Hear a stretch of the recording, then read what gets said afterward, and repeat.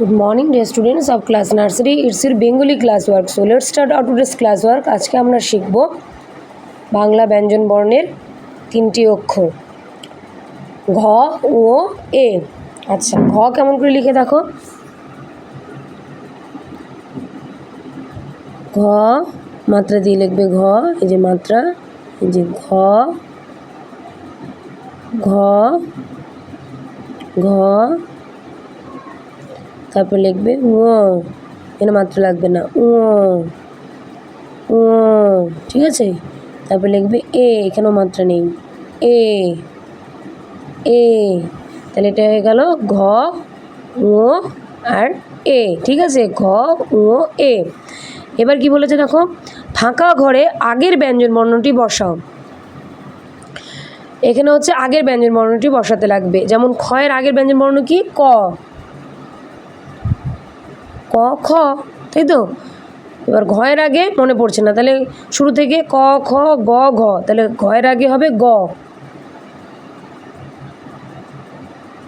তাহলে গ ঘ, ঠিক আছে।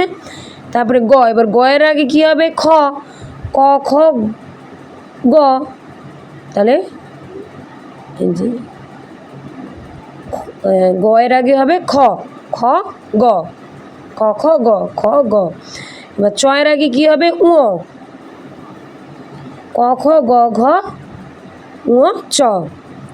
তারপরে এখানে কি হবে, উ চ ছ বুর্গাজ, তাহলে এখানে ছ, বুর্গাজের আগে হবে ছ, ঠিক আছে। তাহলে ক খ, ঘয়ের আগে হবে গ, তারপরে খ গ, উ চ ছ বুর্গাজ, এগুলো হয়ে গেল আগের ব্যঞ্জন বর্ণ। আচ্ছা, তোমরা আমার সাথে এইভাবে লিখো। এবার তারপরেটা কি বলেছে দেখো, মাঝের ব্যঞ্জন বর্ণটি দেওয়া আছে, ফাঁকা ঘরে আগের ও পরের ব্যঞ্জন বর্ণটি বসাও। তাহলে খয়ের আগে হবে কি, ক, তোমরাও লিখো। তারপরে খয়ের পরে হবে কি, গ, হয়ে গেল। এবার উঁর আগে কি, ক খ গ ঘ উ, তাহলে উঁর আগে হবে ঘ, ঠিক আছে। তারপরে উঁর পরে কি হবে, চ, তোমরা লিখো চ,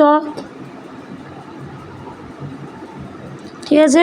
তাহলে উঁর পরে হয়ে গেল চ। এবার ইঁর আগে কি, ক খ গ ঘ উ চ ছ বুর্গাজ ঝ ইঁ, তাহলে ইঁর আগে হবে ঝ, ঝ ইঁ, ইঁর পরে হবে ট, তোমরাও লিখো, ঠিক আছে। তাহলে ইঁর আগে হবে ঝ, ইঁর পরে হবে ট। খয়ের আগে হবে ক, খয়ের আগে হবে ক, খয়ের পরের ব্যঞ্জন বর্ণটা হবে গ, উঁর আগের ব্যঞ্জন বর্ণ হবে ঘ, উঁর পরের ব্যঞ্জন বর্ণ হবে চ, ইঁর আগে ঝ, ইঁর পরে ট, ঠিক আছে। Thank you.